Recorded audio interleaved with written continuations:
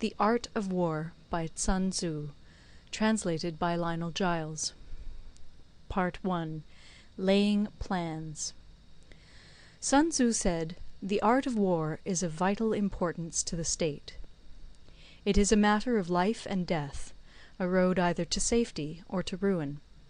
Hence it is a subject of inquiry which can on no account be neglected. The art of war, then, is governed by 5 constant factors, to be taken into account in one's deliberations, when seeking to determine the conditions obtaining in the field. These are 1. The moral law, 2. Heaven, 3. Earth, 4. The commander, 5. Method and discipline. The moral law causes the people to be in complete accord with their ruler, so that they will follow him regardless of their lives, undismayed by any danger. Heaven signifies night and day, cold and heat, times and seasons. Earth comprises distances, great and small, danger and security, open ground and narrow passes, the chances of life and death. The commander stands for the virtues of wisdom, sincerity, benevolence, courage, and strictness. By method and discipline are to be understood the marshalling of the army in its proper subdivisions, the graduations of rank among the officers, the maintenance of roads by which supplies may reach the army, and the control of military expenditure. These 5 heads should be familiar to every general. He who knows them will be victorious. He who knows them not will fail. Therefore, in your deliberations, when seeking to determine the military conditions, let them be made the basis of a comparison in this wise. 1. Which of the 2 sovereigns is imbued with the moral law? 2. Which of the 2 generals has most ability? 3. With whom lie the advantages derived from heaven and earth? 4. On which side is discipline most rigorously enforced? 5. Which army is stronger? 6. On which side are officers and men more highly trained? 7. In which army is there the greater constancy both in reward and punishment? By means of these 7 considerations I can forecast victory or defeat. The general that hearkens to my counsel and acts upon it will conquer. Let such a one be retained in command. The general that hearkens not to my counsel nor acts upon it will suffer defeat. Let such a one be dismissed. While heeding the profit of my counsel, avail yourself also of any helpful circumstances over and beyond the ordinary rules. According as circumstances are favourable, one should modify one's plans. All warfare is based on deception. Hence, when able to attack, we must seem unable. When using our forces, we must seem inactive. When we are near, we must make the enemy believe we are far away. When far away, we must make him believe we are near. Hold out baits to entice the enemy, feign disorder, and crush him.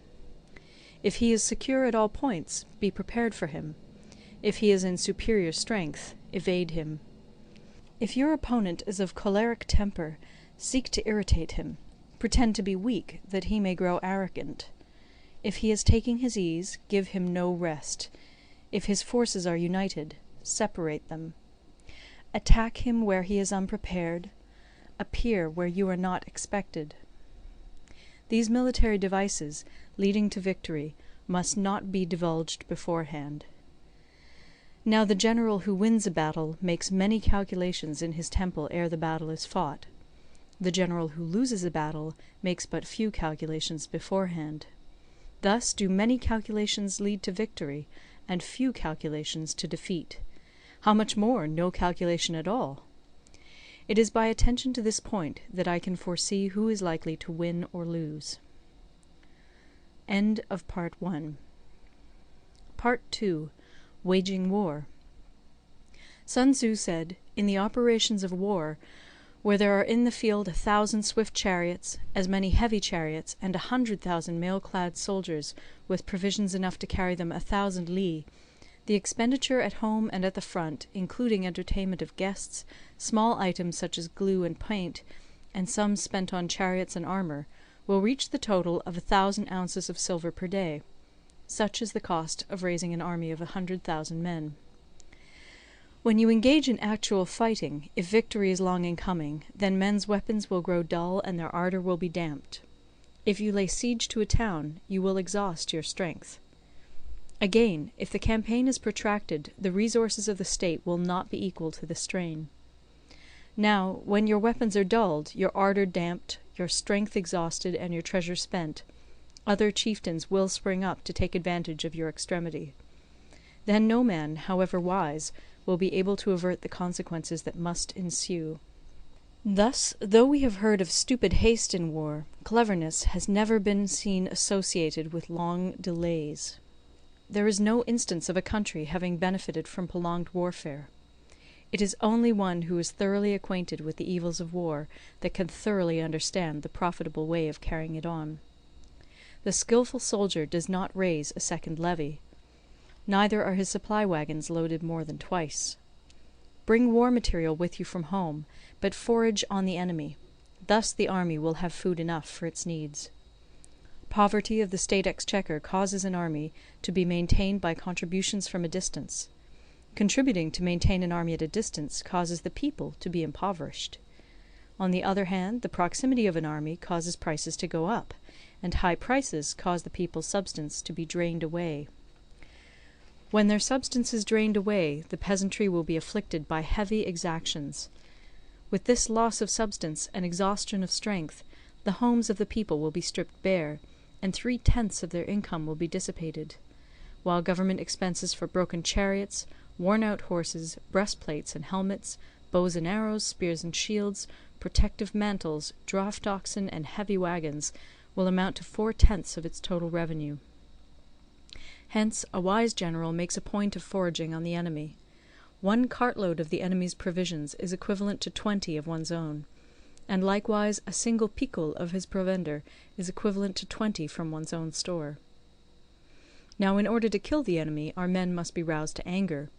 That there may be advantage from defeating the enemy, they must have their rewards. Therefore in chariot fighting, when 10 or more chariots have been taken, those should be rewarded who took the first. Our own flags should be substituted for those of the enemy, and their chariots mingled and used in conjunction with ours. The captured soldiers should be kindly treated and kept. This is called using the conquered foe to augment one's own strength. In war, then, let your great object be victory, not lengthy campaigns. Thus it may be known that the leader of armies is the arbiter of the people's fate, the man on whom it depends whether the nation shall be in peace or in peril. The Art of War by Sun Tzu, translated by Lionel Giles. Part 3. Attack by Stratagem. Sun Tzu said, "In the practical art of war, the best thing of all is to take the enemy's country whole and intact. To shatter and destroy it is not so good. So, too, it is better to recapture an army entire than to destroy it, to capture a regiment, a detachment, or a company entire than to destroy them. Thus the highest form of generalship is to balk the enemy's plans. The next best is to prevent the junction of the enemy's forces. The next in order is to attack the enemy's army in the field, and the worst policy of all is to besiege walled cities. The rule is, not to besiege walled cities if it can possibly be avoided. The preparation of mantlets, movable shelters, and various implements of war will take up 3 whole months, and the piling up of mounds against the walls will take 3 months more. The general, unable to control his irritation, will launch his men to the assault like swarming ants, with the result that 1/3 of his men are slain, while the town still remains untaken. Such are the disastrous effects of a siege. Therefore the skilful leader subdues the enemy's troops without any fighting. He captures their cities without laying siege to them. He overthrows their kingdom without lengthy operations in the field. With his forces intact he will dispute the mastery of the empire, and thus, without losing a man, his triumph will be complete. This is the method of attacking by stratagem. It is the rule in war, if our forces are 10 to the enemy's 1, to surround him; if 5 to 1, to attack him; if twice as numerous, to divide our army into 2. If equally matched, we can offer battle; if slightly inferior in numbers, we can avoid the enemy; If quite unequal in every way, we can flee from him. Hence, though an obstinate fight may be made by a small force, in the end it must be captured by the larger force. Now the general is the bulwark of the state. If the bulwark is complete at all points, the state will be strong. If the bulwark is defective, the state will be weak. There are 3 ways in which a ruler can bring misfortune upon his army. 1.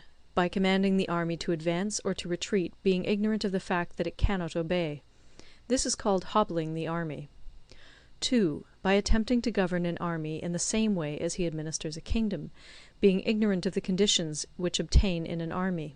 This causes restlessness in the soldiers' minds. 3.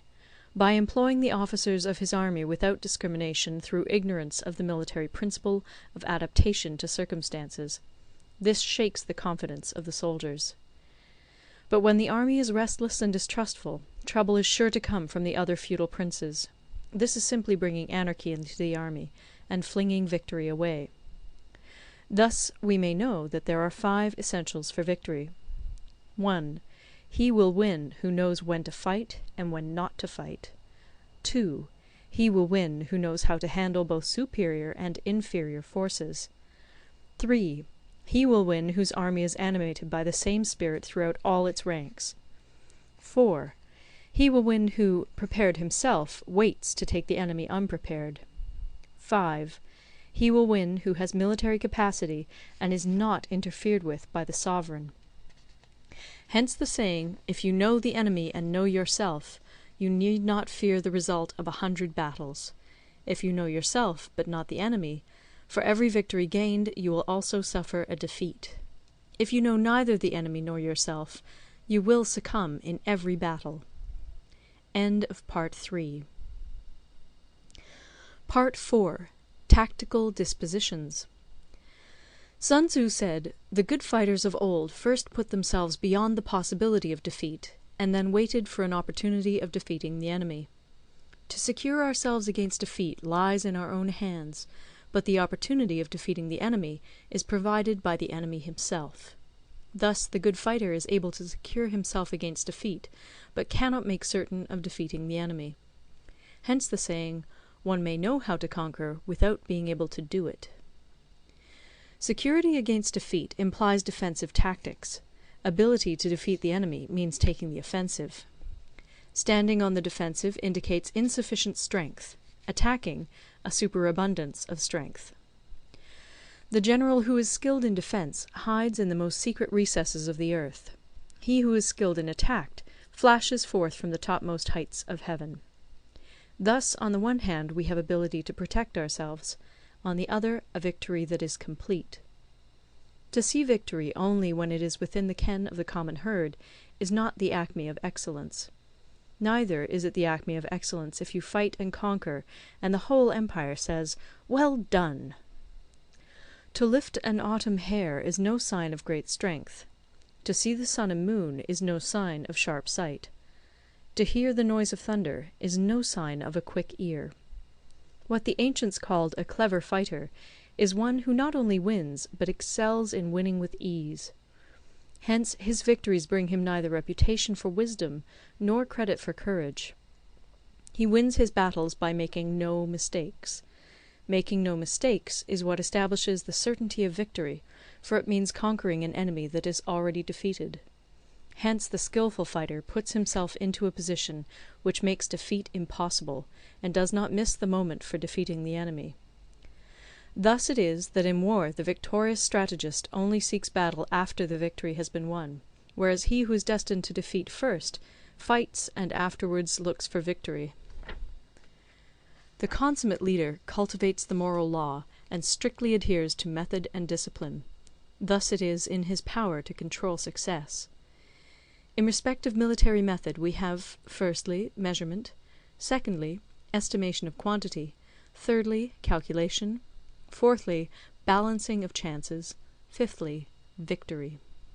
Measurement owes its existence to earth; estimation of quantity to measurement; calculation to estimation of quantity; balancing of chances to calculation; and victory to balancing of chances.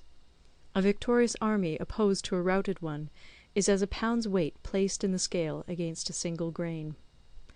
The onrush of a conquering force is like the bursting of pent-up waters into a chasm 1,000 fathoms deep. End of Part 4.